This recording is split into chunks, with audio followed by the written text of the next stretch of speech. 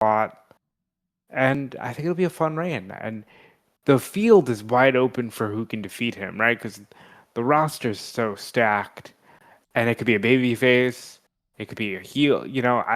I like this a lot, and I hope they just keep it on him for a little bit.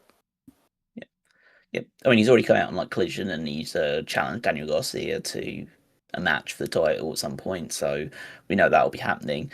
It's one of the best things about a character like Mark Briscoe, or like as Mick Foley as a comparison, is like he can beat anybody and he can lose to anybody, and you never know when it's going to happen.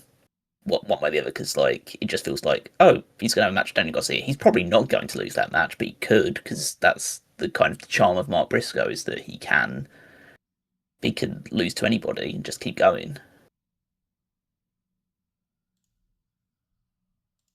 Yeah, I mean, as we were going into this before, I was saying you pretty much have to put the belt on him.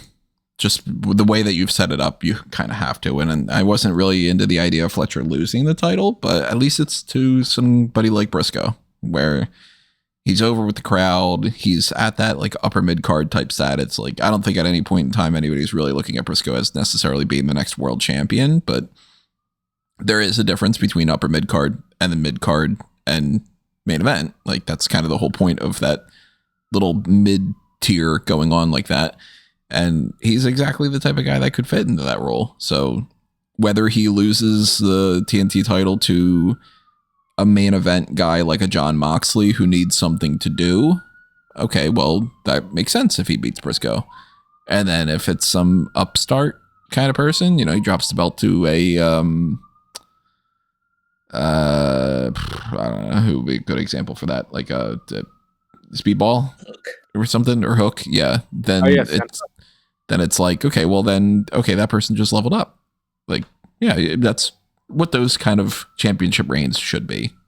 So definitely not opposed to that.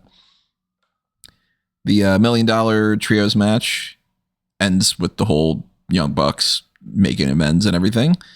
And didn't really follow this much up on Dynamite all that much. Doesn't seem like they really did a whole lot on Collision. I didn't watch Collision because I did the result. They followed it up on spoilers. I didn't feel like they followed it up as much as they should have. That's been a problem to me with the Elite in All Elite Wrestling. Sometimes I think they're so desperate to not take up. The smartest people on earth know how to spot a good deal. That's why they shop at Ollie's first. You'll save up to 70% off the fancy store's prices. So you go, you smart and savvy shopper. You know where the real deals are, where they sell good stuff cheap. Ollie's! Good stuff cheap!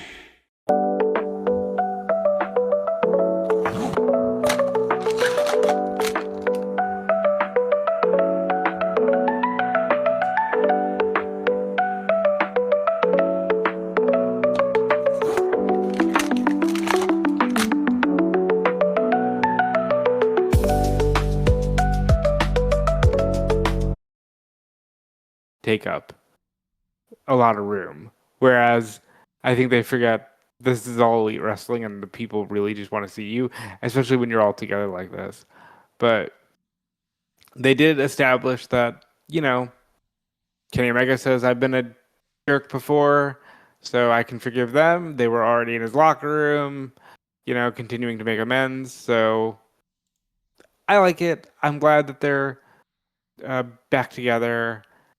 I think they should just sort of stay that way from now until the end, because I don't see a lot of money in another split. You know what I mean? Like, if they all go heel, that's one thing, but I don't see a lot of money in splitting them again and making them do the whole will they, won't they get back together. I would just keep it like this for now. Yeah, I agree. I think that they've kind of jumped the shark with the Elite constant splitting and coming back ever. So I just don't think they can lean into that as much as they have done in the past. I think that's probably the last time they can really get away with doing it without people just going, kind of just sick of this now, and let's just again always come back to it's 2026, move on at some point. Like this, you've done this storyline like 2 or 3 times now in AEW, so now just keep them together until they decide to, like, one of them decides to hang up his boots, which will probably be Kenny in the next couple of years anyway. So, yeah, match was good. I don't think it was anything like particularly special, and yeah, as I say, we'll see what they decide to do with them back together as a trio and how they decide to pursue it. I totally would be fine with them being trios champions for a while because, you know, it's not like they're doing much with those titles at the moment anyway. Yeah, and that's probably the best. You put it on literal company legends and that are still, by the way, as close to their prime as you're going to get. So It puts a lot less pressure on Kenny as well. Obviously, you can still wrestle to a high level, but like can't do it as frequently. So putting him in a trios team where he doesn't have as much pressure on him to like be at the same peak that he needs to be, and he can just come in every now and again for like some big singles matches, but hide him a bit more in, you know, with a team with the best tag team arguably in the world. So now I had made on Twitter, I had made the pitch of, well, just do it right then and there. Like, there's a clear open door for that trio to face the trios champions and have another piece of the puzzle, and they didn't go that route, but maybe they will someday soon. Going back to the Chris Statlander retaining over Mercedes Moné match. Again, I said, like, I missed everything up and even including then. I was pleasantly surprised to see that I was wrong about the idea of, well, they're probably just going to give it to Mercedes. And that was even more so a reason why I was just like, it doesn't make any sense why Ty Mello would beat Tekla, because like Tekla makes sense to be a future challenger for Statlander. And lo and behold, yeah, they had Statlander come out at the Collision, so it does give the indication that would be a future opponent for her. I thought this match was like excellent, and I think that it arguably was just from pure wrestling perspective, because all the other ones had like the benefits of having some gimmicks attached to them. I thought that they did as well as they possibly could do. It was at the same level as their matches from last year, which I thought were excellent as well. The issue was that like the crowd was so tired that it felt like a dead match, even though what they were doing was great. So you kind of have to, I think, is one that I got a lot more enjoyment out of on a rewatch when I didn't have to. I didn't find as much of a like an immediate enjoyment just watching live, just because, you know, the tiredness we've talked about and having too many matches. But overall, I thought this was a great match, and it's a great result having Statlander get the win, establishing herself even more. Only Mercedes' second defeat, and it continues the story that she can hold all these other belts, but she can't yet win the big one. Yeah, I think the crowd definitely heard it to an extent, but it was better on a rewatch when I also wasn't struggling to stay awake. Mercedes, I think, should not challenge again until they're ready to put it on her. I think her next challenging effort should be the one where she wins. There's so much to do with her from now until then. She's got a Ring of Honor title. She's got a bunch of independent titles. But I definitely think keep her away from the AEW Women's World title until she's ready to win it, and let her focus on being the best TBS champion she could be, and losing that to whomever she can make in the process. And then, of course, the main event was Samoa Joe surprisingly beating Hangman Adam Page in that steel cage match, with Hook turning, Swerve Strickland coming out to reiterate his, you know, newfound friendship and everything with Page, try to help out a little bit. Eddie Kingston is heading his way towards becoming the first person that Samoa Joe beats on his title reign, it seems, because he's got his whole thing with Katsuyori Shibata, and then he doesn't want to talk about the Hook thing yet, so at some point we're going to get Hook versus Eddie Kingston as well. I'm assuming, you know, probably Hobbs is next, and then Hook, and then Joe, or might be Joe and then Hook or something. But I was I mean, very Joe shocked. is what, 2 weeks? When's World's End? I'm not World's End. When's Winter's Coming? I think 2 weeks from now is when it was coming. Yeah. Yeah, so that's gonna be the Joe match, and then I imagine Hook will help Joe win, and then we'll get a Hook match at Winter's Coming. I mean, World's End. Yeah, that can make sense.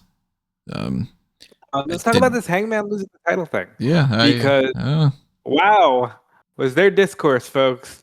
There was so much talking about this through Dynamite, really.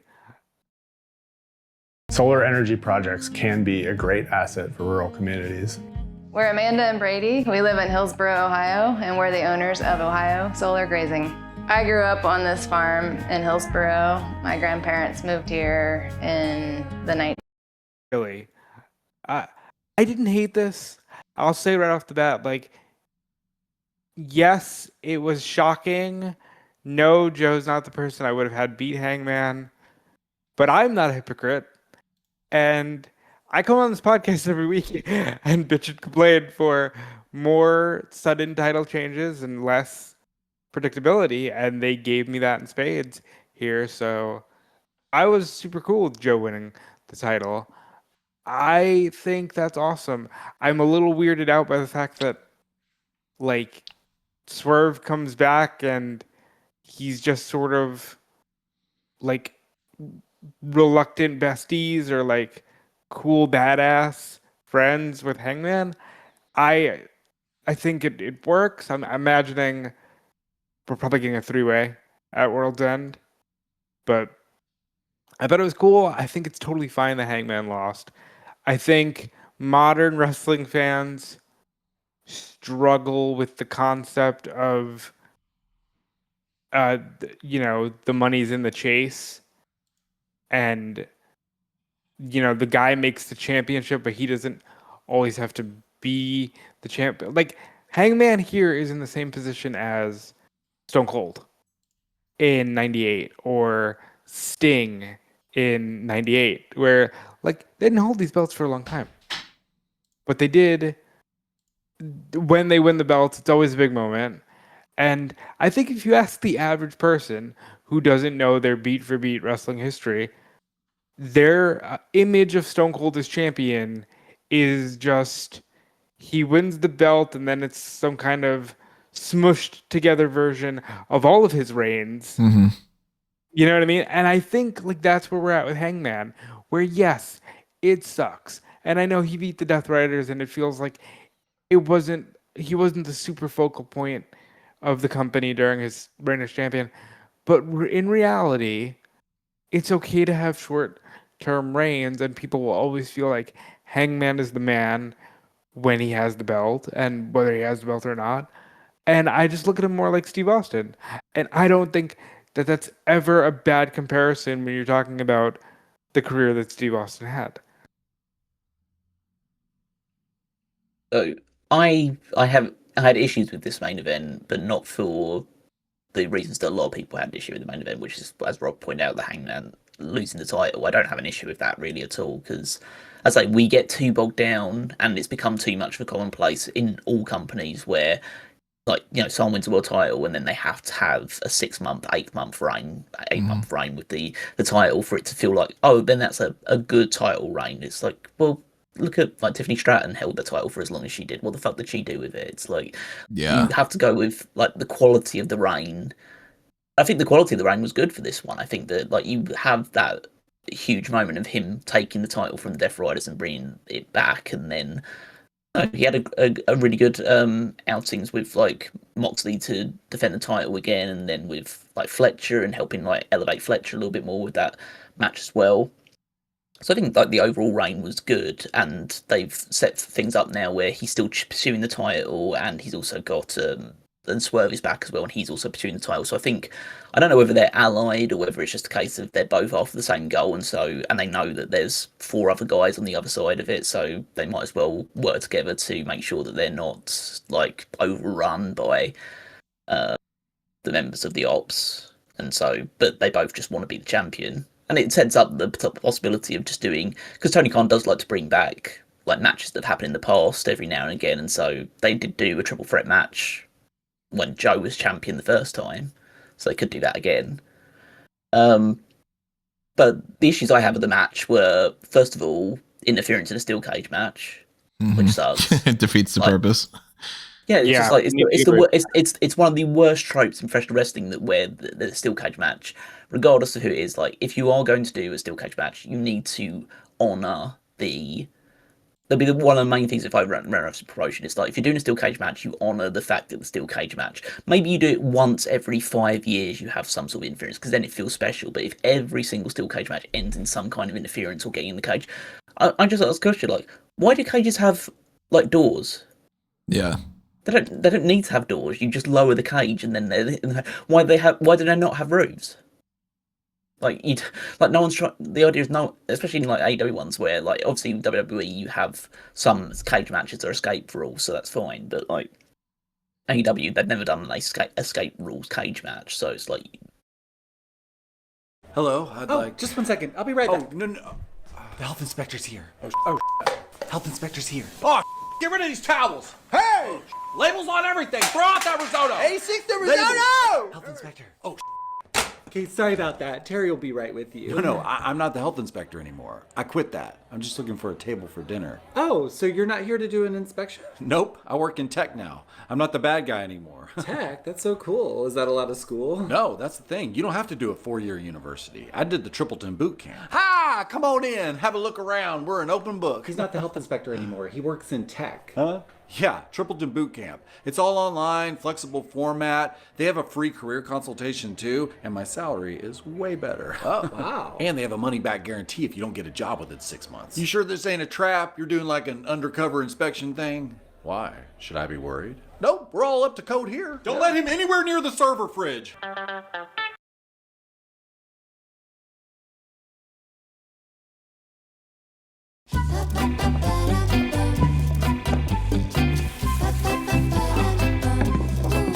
The Frame Pro, with wireless One Connect box for no messy cords.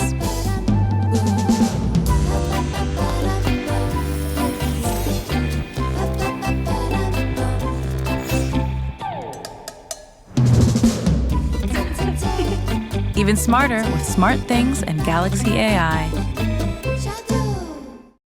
So it's like they should just have rules on them, like actually lock them in and make sure no one can get into the match. But that sucked. Secondly, like Hook in 2025, really, it's like he was good for a while when they were doing. I think and this might sound harsh, and maybe people will go against me. I'm sure Taz would go against me in particular saying that. I think Hook is AEW's Baron Corbin. Now, what's funny is I like Hook for the most part. I liked Baron Corbin for the most part, and but I know how you see Baron Corbin, so that's why that took me as a. He was someone that got over with just a winning gimmick, and doing the count thing, and same with Hook. Hook just won matches quickly, had a not like a personality, but not like a over the top personality, but it was okay, it's like this brooding character, it kind of works, but then.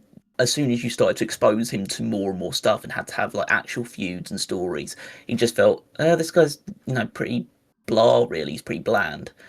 And so they've tried different things with him and nothing's really clicked. And now they've decided, okay, now we've got to turn him heel for the first time, really, and see what they do. And this is kind of, I don't say his sink or swim moment, but it's kind of, this would be the opportunity to see where he kind of sits on the totem pole. I mean, I'd say he's, AEW's Baron Corbin. At least Baron Corbin was actually pretty charismatic. Hook doesn't really have Baron Corbin could cut a good promo. Hook can't really. So, but you have to say this is his big chance now. If it doesn't work out, then he'll always be at a certain level. So, and I think that if it doesn't work out, then I think if I were him, I would probably be looking to go to NXT at the earliest possible opportunity. And then the only other thing that I have an issue with is that I think this should have been Hobbs. Yeah, but you've openly said that leading up to it. Again, and it's not even a point of like, because Joe's great and Joe's got such a legacy behind him, and so I'm totally cool with him being world champion because, like, at the end of the day, he should have been world champion in WWE. Absolutely. Like, it's insane so that he didn't get that kind of fucking like one quick title reign or something. Come on, you know. And now he's getting his flowers in AEW, which I'm sure everybody that's followed Joe's career, because Joe's always had like pretty much short end of the stick for a lot of the time. Yeah, he had that great run in Ring of Honor, and he had a pretty non-eventful reign as TNA World Champion. But even in that period, he didn't even feel like the biggest thing on the show. Now he feels like not necessarily the biggest thing on the show, but he's getting his flowers now in AEW probably more than he ever got at any other point in his career. And so yeah, I'm happy for him to be world champion again. It feels like it's a good moment for him, but I just feel like, again, just always coming back to that same thing. It's 2025. Let's move on. Let's build up the next guy. What could this have meant to a Hobbs to have Joe as your mentor and Shibata as the mentor in your team, and he's the one that beats Hangman Page? Like, even if it's like only a short reign for Hobbs and they just drop it to either Strickland or Page after a month or two, it's like, wow, you really made Hobbs with this. Like, he's a world champion now, and he feels like a bigger deal off the back of it.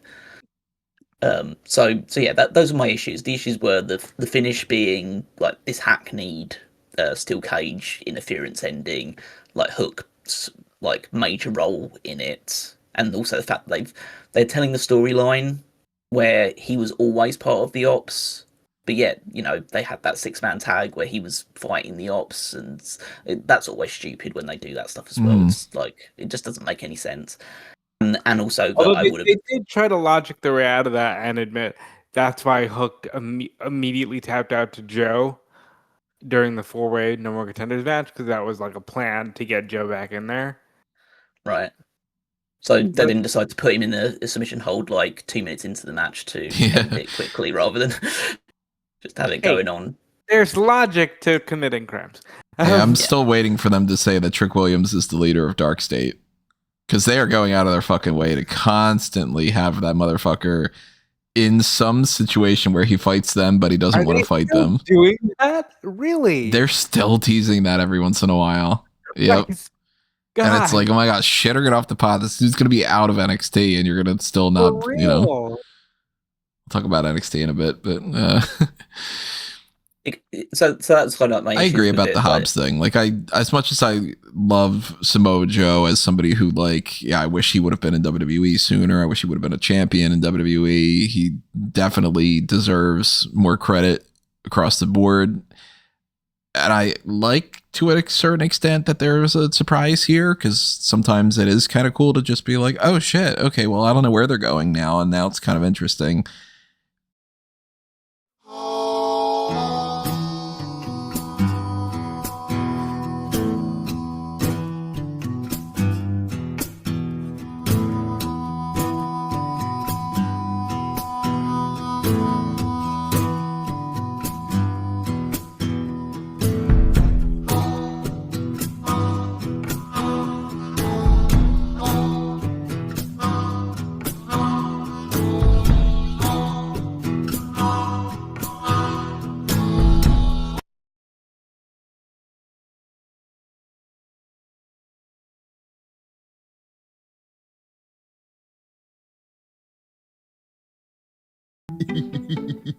At Ollie's, you'll save money on a lot of real brands like and even, and everything is up to 70% off the fancy store prices. I got this awesome vacuum. The good paper towels. I got my favorite shampoo. All these dolls. You won't believe what you'll find and how much you'll save. Holy sh! Ollie's! Good stuff, cheap! I do kind of go like, I don't know if I would have necessarily taken the belt off of Page to begin with. And if I would have, I don't know if I would have given it to Joe. And if you said you needed to give it to somebody on the ops, I probably would have said, let's give it to Hobbs. And then, like, you know, it's kind of like, we're at like, at least like 4 stages where I would eventually get to saying, okay, well then maybe. And I guess it all depends on where they go from here, but I don't think it's going to be that he drops it back to Page. And I don't think he's going to drop it to Swerve. I think that Joe's keeping it until Osprey's back. And it's just I like, think he's losing. you know, I mean, Max. Hmm? He's losing it to Max. You think Joe drops it to Freeman? Yeah, Max is gonna get his win back. I mean, that's another option too. Joe's the one that beat him, and he's gonna get it back. See, I just think he's just losing it back to Hangman. And he very well could. It could be he very well could. Early as World's End, or it could be at Revolution, or Double or Nothing, or, you know. Joe didn't have like a year-long title reign before, so. Yeah, I think there's a good possibility that we have like three or I agree with you. I think Osprey's winning the title at the next All In, but I think that there's a good chance we have at least 3 or 4 other world champions in between that point. Could be. Whether that's like Swerve. I mean, especially if they wait until All In. Yeah. Yeah, MJF. Yeah. So I mean, that's the Full Gear review. It took a while to get to a Full Gear review, but the other stuff that's going on right now, other little hot tags. So I should probably switch to the hot tag graphic outside of this. Caden Carter, or formerly Caden Carter, Lacey Lane, is now on the AEW roster. Cool for her. Yeah. Big fan of this. Big fan of people getting opportunities to exist outside of the WWE system. And I hope it works out for her. Tegan Knox. Yeah. Yeah, I don't really care too much about this. I think that I don't think she's good enough to be in AEW. God damn. It's just a thing. Like you, the clues in the name. Like look at the adjective elite. Like that's actually one that actually works. So that's why. But look at the verb elite. It's that present participle. Like, you set a standard. There is a level to this, and if she's signed to be with like primarily Ring of Honor, then fine. I was gonna say there's also Ring of Honor. Yeah, if that's what her role is, then that's fine. But I just don't think that. Again, I've been proven wrong in the past. If she does prove me wrong, then that's great. Like Ty Mello when she signed, it's like, how's that going to work out? Like considering what she'd done in NXT, and then she just shows that she actually can do this stuff. But whatever was wrong in NXT was wrong in NXT, but it's right here. So maybe that's the difference. But I just don't think that she. You start to think of like. Surely there are other people in the independent circuits or that are doing good stuff that just haven't been brought in. I talk about the My World and Heian. I think they're really good wrestlers. I think they've got a lot of potential, and they don't have that WWE stigma attached to them. That's not even like on Lacey Lane's fault. It's just the perception, because you do start to go with. People always saying like we don't want AEW to just be another TNA that just takes stragglers from WWE and just puts them on the show. It's like this one doesn't feel like a pack or even like a Saraya to a degree. Like as like poorly thought out as her run was, like okay, she has a bit more cachet about her. It's like really like. One half of a pretty underwhelming tag team in WWE. That's your next big signing. I think if you have her for Ring of Honor, which they should, by the way, start specifying, because I think that would be really cool. If you started seeing, well, no, this person is signed to Ring of Honor, because then you can temper expectations. I think it's great because I think, like you said with Tay Mello, everybody deserves a chance to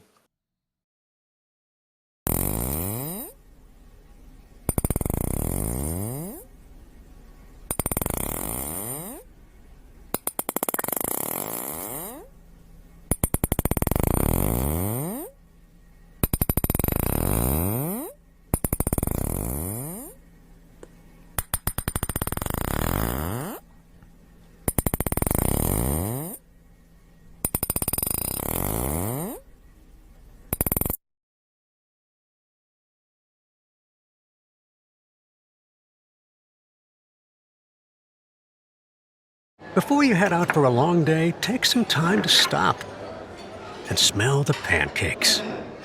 Also eat them. That's even better. The Great American Trio at Perkins, starting at $5.99. The comfort you crave.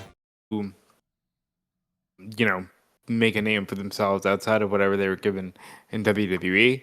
So I'm willing to see where it goes. I'm not saying she should challenge Mercedes Moné again, but like I think she should get the opportunity to do something. Yeah, I mean, if it's ultimately just, well, we want to bring her in because we kind of like her and we need another name. You know, we got to temper our expectations when it comes to that too. And most people don't win championships. Most people are not the main event on a regular basis or, you know, anything along those lines.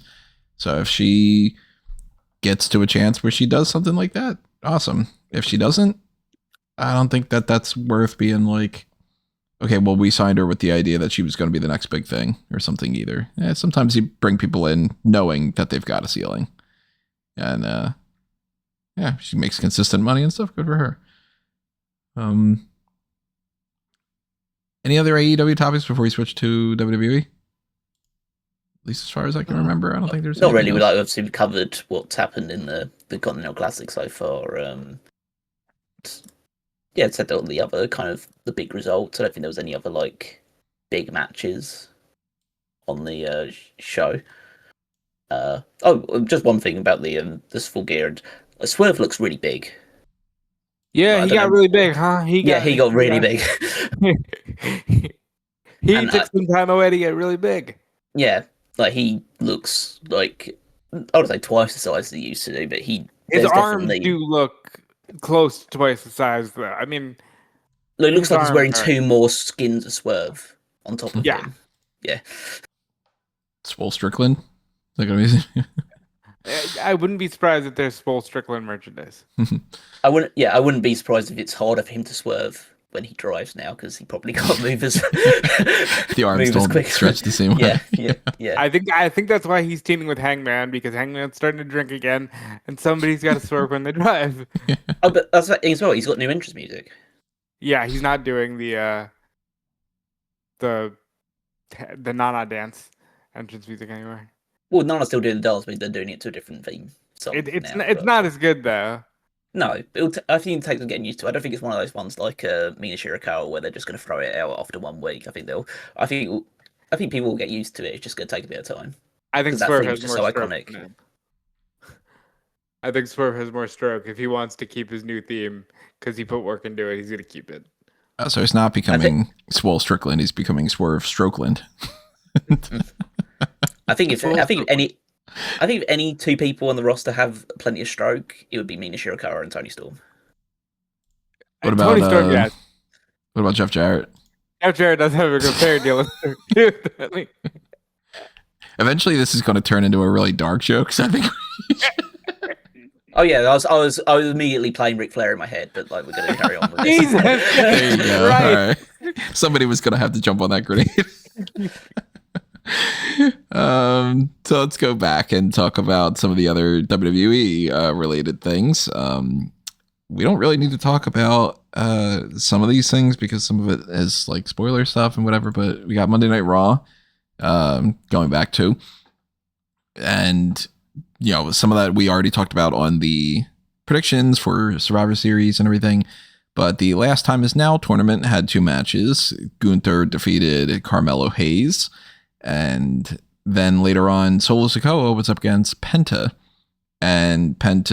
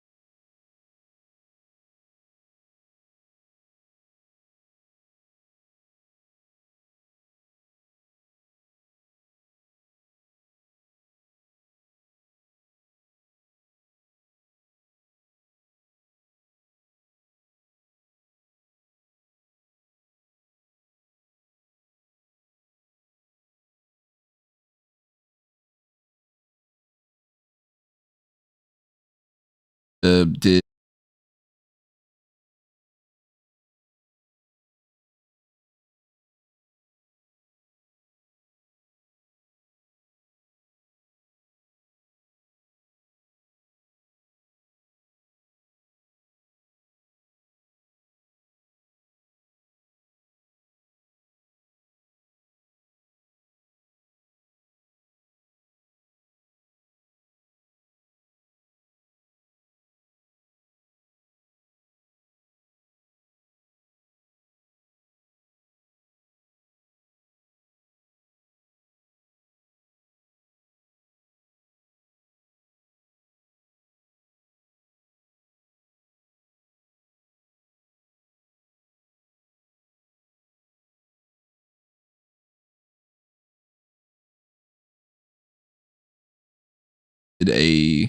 was it DDT that he landed a little bit awkward? That was Hurricanrana. I think it was like what was it, barricade to the ringside floor, Hurricanrana, and then immediately his arm was fucked. Yeah, so